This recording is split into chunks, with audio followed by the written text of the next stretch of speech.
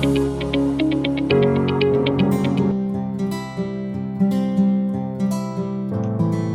वालेकुम। आज के लेक्चर में हम ये सीखेंगे कि मल्टीपल प्रोडक्ट्स की स्केड्यूलिंग कैसे होती है। मल्टीपल प्रोडक्ट्स से मुराद यहाँ पे मल्टीपल वेरिएंट्स है। सेम प्रोडक्ट फैमिली होगी लेकिन डिफरेंट वेरिएंट्स होंगे। जस्ट लाइक एक मोबाइल फ़ोन का मॉडल लॉन्च होता है लेकिन उसके कलर डिफरेंट है। एक गाड़ी का ऑटोमेटिक मॉडल भी आता है, मैनुअल मॉडल भी आता है, या एक लिमिटेड एडिशन भी आ जाता है उसका। ठीक है जी। एक ही लैपटॉप का मॉडल होता है पर उसके डिफरेंट कलर वेरिएंट्स होते हैं। एक शैम्पू की बॉटल होती है तो उसके अंदर कलर के डिफरेंट वेरिएंट्स होते हैं। एक जो हम शर्ट पहनते हैं उसके साइजेस के डिफरेंट वेरिएंट्स होते हैं। तो अब बात सारी ये है कि हम पढ़ते आ रहे हैं पीछे से कि जब एग्रीगेट प्लान बनेगा तो तमाम फैमिलीज को कंबाइन करके बनेगा, डिमांड फोरकास्ट भी कंबाइन होके बनेगी। लेकिन एमपीएस के अंदर जाके हम डिसएग्रीगेट कर देते हैं। और जब हम डिसएग्रीगेट करेंगे तो दोनों की स्केड्यूलिंग अलग अलग होगी और दोनों की स्केड्यूलिंग को अलाइन करना पड़ेगा आपको अपने एग्रीगेट प्लान से। तो ये प्रोसेस कैसे होगा, किस तरीके से होगा, एक एग्जाम्पल के थ्रू आज हम इसको समझेंगे। ठीक है ना। तो चलिए आइए लेक्चर का आगाज करते हैं। तो हमारे स्क्रीन पे इस टाइम पे एक सिचुएशन है, क्वेश्चन जो है ये हमारे पास मौजूद है। ठीक है जी। तो इसको जरा पहले पढ़ते हैं कि कहना क्या चाह रहा है। The hot shot lightning rod company makes family of two lightning rods, model H and model I.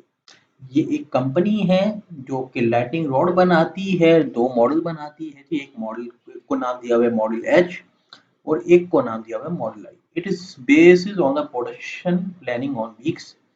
ये बेस करती है प्रोडक्शन प्लानिंग वीक्स के ऊपर। ठीक है जी। Opening inventory 500 units, opening inventory is 500 units and the plan is reduced to 300 units. Opening inventory overall 500 units की है, दोनों की मिलाकर, यानी कि मॉडल एच और मॉडल आई की ओपनिंग इन्वेंटरी 500 यूनिट्स है और कंपनी ये चाह रही है कि इसको 300 यूनिट तक रिड्यूस कर दिया जाए, यानी कि सिर्फ स्टॉक को रिड्यूस करने की बात हो रही है। MPS is made during weekly period. The forecasted and projected available for routing right or follows. Calculate MPS for each chart. ठीक है जी। अब नीचे जो डिमांड दिया हुआ है, नीचे जो डिमांड स्केड्यूल दिया हुआ है, हमने एमपीएस बनाना है। ऑब्जेक्टिव तो ये है कि हमने एमपीएस बनाना है मॉडल एच का और मॉडल आई का। लेकिन उससे पहले हमें प्रोडक्शन प्लान बनाना पड़ेगा, लेवल प्रोडक्शन प्लान हमें यहाँ पे बनाना पड़ेगा। अब यहाँ पे बात सारी ये है कि ये ऊपर डिमांड फोरकास्ट दी हुई है दोनों की कंबाइन करके, ये इंडिविजुअल है। मॉडल एच की पहले वीक में डिमांड 100 है और मॉडल एच की पहले वीक में डिमांड 200 है और मॉडल आई की 100 है। दोनों को मिला के 300 है जो कि ऊपर लिखी हुई है। दूसरे वीक में मॉडल एच की 300 है और मॉडल आई की 50 है, दोनों को मिला के 350 ऊपर लिखी हुई है। तीसरे वीक में मॉडल एच की 100 है और मॉडल आई की 200 है, दोनों को मिलाकर 300 ऊपर लिखी हुई है। इसी तरीके से इन दोनों को ऐड करके यहाँ लिखी हुई है। अब सिचुएशन ये है कि पहले तो हमें ऊपर एग्रीगेट डिमांड है ये वाली और नीचे डिसएग्रीगेट प्लान डिमांड है। तो पहले हम एग्रीगेट प्लान बनाएंगे और उसके बाद फिर एमपीएस को स्केड्यूल करेंगे। पहले एग्रीगेट स्केड्यूल होगा और फिर उसके बाद जो है ना एमपीएस स्केड्यूल होगा। ठीक है नहीं। तो ये जो है हमने इसको लेवल पे करना है। तो हम पहले क्या करते हैं, हम यहाँ पे सोल्यूशन की हेडिंग डाल देते हैं, सोल्यूशन। ठीक है जी। तो इसकी हेडिंग डाल लेते हैं। ये हमारा एक व्हाइट बोर्ड है। ठीक है जी। तो इसको उसी तरीके से हम नीचे ले आते हैं। नहीं, पहले हमें लॉट साइज निकालना पड़ेगा। अच्छा जी। तो कंप्यूटेशन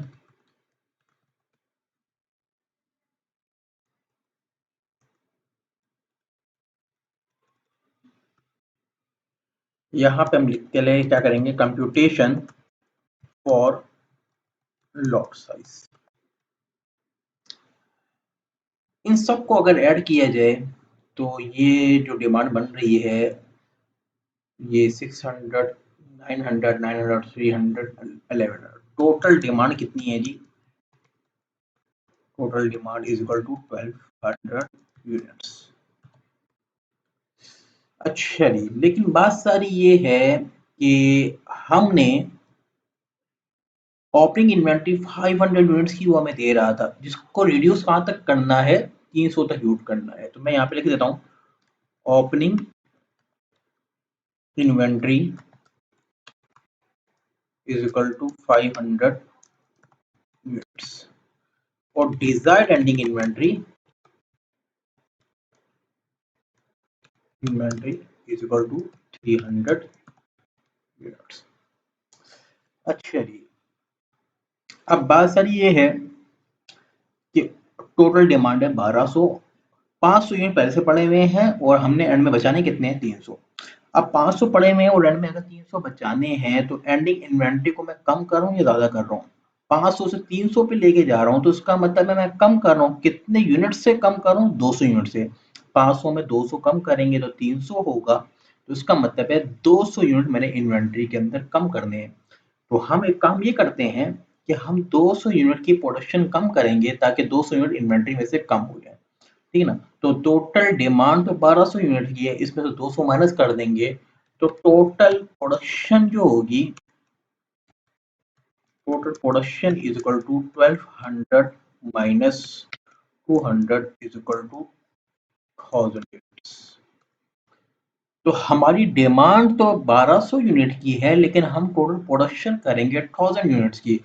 200 यूनिट की प्रोडक्शन हम कम कर रहे हैं क्योंकि मुझे 200 यूनिट इन्वेंट्री में से इस्तेमाल करूंगा, और जब इन्वेंट्री में से मैं 200 यूनिट इस्तेमाल करूंगा तो इन्वेंट्री में 200 यूनिट की कमी हो जाएगी और इन्वेंट्री 500 से 300 पे चली जाएगी। ठीक है जी?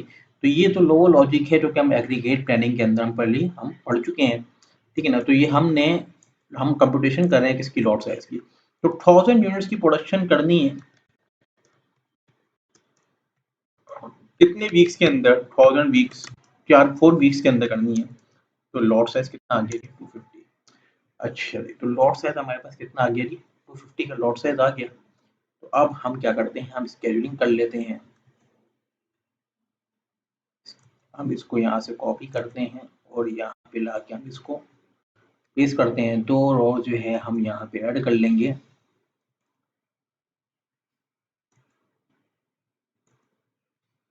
यहाँ पर आ जाएगा उसी तरीके से प्रोजेक्टेड अवेलेबल, और यहाँ पर आ जाएगा प्रोडक्शन प्लान। यहाँ पे अभी एमपीएस नहीं आएगा, अभी हम एमपीएस बना रहे हैं, अभी हम एग्रीगेट प्लान बना रहे हैं, तो यहाँ पे प्रोडक्शन प्लान आएगा। अब लॉट साइज तो फिक्स है जी, 250 लिख देंगे सीधा सीधा हर जगह पर। तो हमने हर वीक के अंदर 250 की प्रोडक्शन करनी है। तो और ओपनिंग इन्वेंट्री हमारे पास 500 यूनिट्स की थी। अच्छा जी, अब सूरत हाल ये है कि हमने प्रोजेक्टेड अवेलेबल की कैलकुलेशन करनी है। ठीक है जी? तो प्रोजेक्टेड अवेलेबल की जब हम कैलकुलेशन करने जाएंगे तो देखें जी, अब 250 यूनिट हमने बनाए और 500 पहले से मौजूद थे, तो 750 यूनिट अवेलेबल हो गए पहली वीक के अंदर। देखिए जी, 500 पहले से मौजूद थे और 250 हमने मजीद बना लिए, तो 750 यूनिट हो गए अवेलेबल। और इसमें से इस्तेमाल कितने होंगे? 300। तो 750 में से जब 300 माइनस करेंगे तो 450 अवेलेबल बच जाएंगे हमारे पास। ठीक है जी? अब तो पहले वीक के अंदर 450 हमारे पास प्रोजेक्टेड अवेलेबल बच गया। ठीक है जी? अब सूरत हाल ये है कि अब यहाँ पर 450 प्लस 250 ये हो गया 700। 700 में से 350 जब माइनस होंगे तो ये हमारे पास 350 बचेंगे। ठीक है जी? और यहाँ पर ये हो जाएंगे 600 और 600 में 300 जाएंगे तो यहाँ पर ये भी ये 300 ही बचेंगे। ठीक है जी? और लास्ट में 250 प्लस 300 ये हो गया 550। 550 माइनस 250 तो ये हो जाएगा 300। अच्छा जी, तो ये हमारा पास प्रोडक्शन प्लान बना है। जो कि हमारे पास दोनों को मिला के बना है। अब यहाँ पर ये तो कंबाइंड प्रोडक्शन प्लान बन गया है, यानी कि ये एग्रीगेट प्लान बन गया है। एग्रीगेट प्लान हमें ये कह रहा है कि चारों वीक के अंदर आपने 250 यूनिट्स की प्रोडक्शन देनी है, ठीक है ना। तो अब 250 के अंदर कुछ यूनिट तो मॉडल एच के बनेंगे, कुछ यूनिट मॉडल आई के बनेंगे। तो अब उसकी स्केड्यूलिंग हम आगे चल के करेंगे, ठीक है ना। अभी तो आधा काम हुआ है, अभी तो हमने ये देखा है कि हमने बनाना कितना है, कौन किस वीक के अंदर हमें कितनी प्रोडक्शन करनी है, ये तो डिफरेंस है। एमपीएस के अंदर प्रोडक्शन प्लान के अंदर ये एग्रीगेट प्रोडक्शन बता रहा है कि कितना प्रोड्यूस करना है। अब इसमें से हम इसको ब्रेक करेंगे मॉडल एच के अंदर और मॉडल आई के अंदर। तो मॉडल एच की जो डिमांड है और मॉडल आई की जो डिमांड है, ये ऊपर से उठा के हम नीचे ले आते हैं और जो है फिर इसको हम स्केड्यूल करने की कोशिश करते हैं, ठीक है जी। तो ये तो हमारे पास बन गया प्रोडक्शन प्लान, ठीक है जी। तो और ये है हमारे पास मॉडल एच, ठीक है जी। और मॉडल आई को भी ऊपर से उठा लेते हैं हम, ठीक है जी। मॉडल आई भी उठा लिया।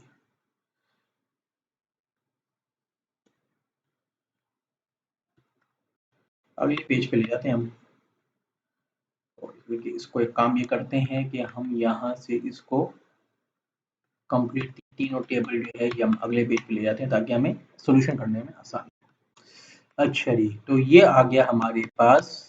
इसी तरीके से हम इसके अंदर भी दोनों के अंदर दो दो ऐड करेंगे। यहाँ पर जो प्रोजेक्टेड अवेलेबल है वो हम लिख देते हैं, स्मॉल फॉर्म लिख देते हैं पी ए। और अब यहाँ पे हम लिखेंगे एमपीएस, क्योंकि अब ये वेरिएंट है, ये ओवरऑल डिमांड नहीं है, ये तो वेरिएंट है मॉडल एच, ठीक है जी। और उसने हमें एक चीज ऊपर बताई हुई थी क्वेश्चन के अंदर कि 500 की जो ओपनिंग इन्वेंट्री थी उसमें से जो 200 थे वो मॉडल एच के थे और जो 300 थे वो मॉडल आई के थे।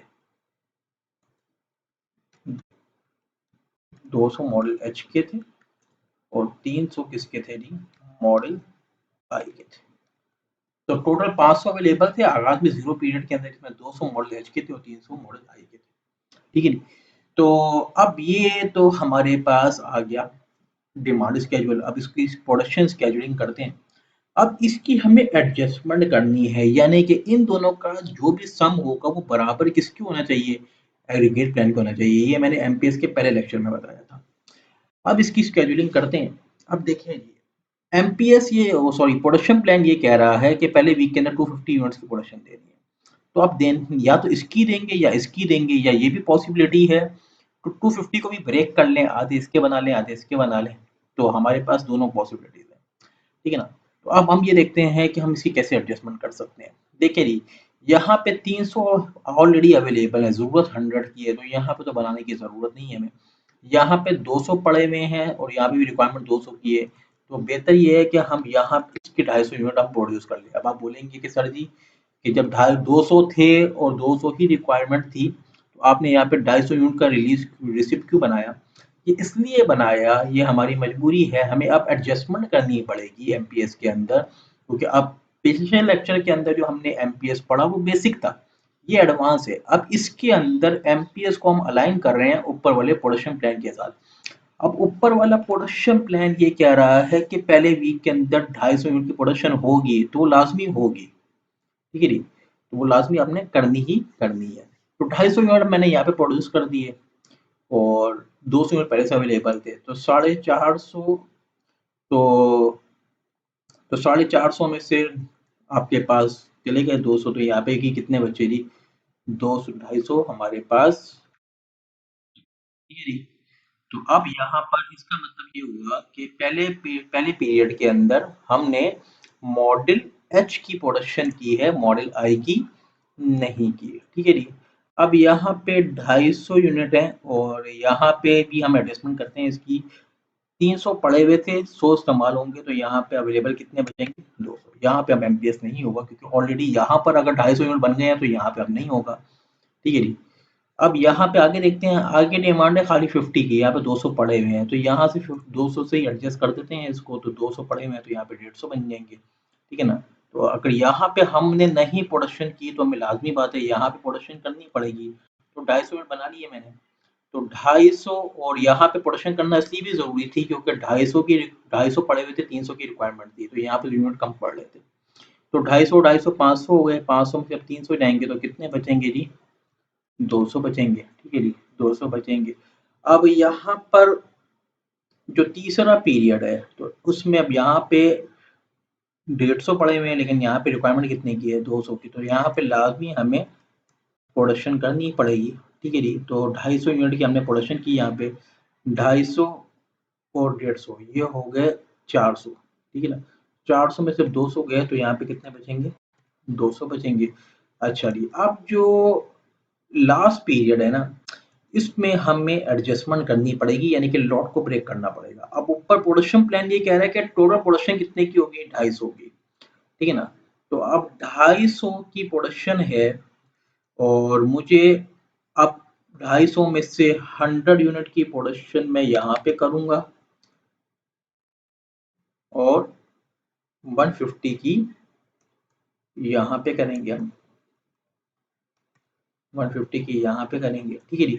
तो अब इसको ऐसा क्यों किया हमने, क्योंकि यहाँ पे टोटल प्रोडक्शन तो हमने करनी थी 250 की, अब इन दोनों का टोटल इसके बराबर आना चाहिए, तो 100। अब यहाँ पर जो 200 थे, यहाँ पे प्रोडक्ट अवेलेबल नहीं लिखा मैंने, यहाँ पे 200 माइनस 100 तो यहाँ पे सोचने चाहिए थे, ठीक है जी। अब लास्ट पीरियड में, ठीक है जी, तो 100 प्लस 100 200 माइनस 100 तो ये कितने बच गए जी, 100 बच गए यहाँ पर। अच्छा जी, और लास्ट पीरियड में कितने बचे, 150 प्लस 200 350 माइनस 150 तो ये कितने बचेंगे, 200, ठीक है ना।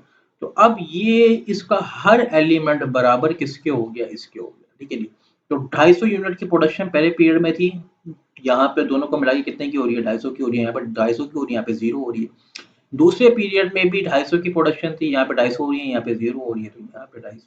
तीसरे पीरियड में भी 250 की प्रोडक्शन थी, यहाँ पे 0 हो रही है और यहाँ पे 250 की हो रही है, तो दोनों को मिला के कितना हो गया जी, 250 हो गया। चौथे पीरियड में ये 250 की प्रोडक्शन थी, 100 इधर हो गई और 150 इधर हो गई, तो दोनों पीरियड के अंदर 250 की प्रोडक्शन हो गई। तो इस तरीके से हम एडजस्टमेंट करते हैं जब हम मल्टीपल प्रोडक्ट्स को स्केड्यूल कर रहे होते हैं। अच्छा, अब इस क्वेश्चन के और भी मल्टीपल सॉल्यूशंस हो सकते थे, हम आप शुरू में लॉट्स को ब्रेक कर लेते या हम एंड में आके ब्रेक करते या ब्रेक ना करते, हम 250 का लॉट चलाते, तो उस तरीके से भी हम स्केड्यूल कर सकते थे। मल्टीपल प्रोडक्ट्स को हम मल्टीपल तरीके से हम स्केड्यूलिंग कर सकते हैं। जो हमने लास्ट लेक्चर के अंदर हमने एमपीएस पढ़ा था ना, वो इनिशियल स्टेज थी, अब ये थोड़ी सी एडवांस स्टेज है, ठीक है जी। तो उम्मीद है आपको बात समझ में आ गई होगी कि किस तरीके से मल्टीपल प्रोडक्ट्स की हम क्या करते हैं, स्केड्यूलिंग करते हैं, ठीक है ना।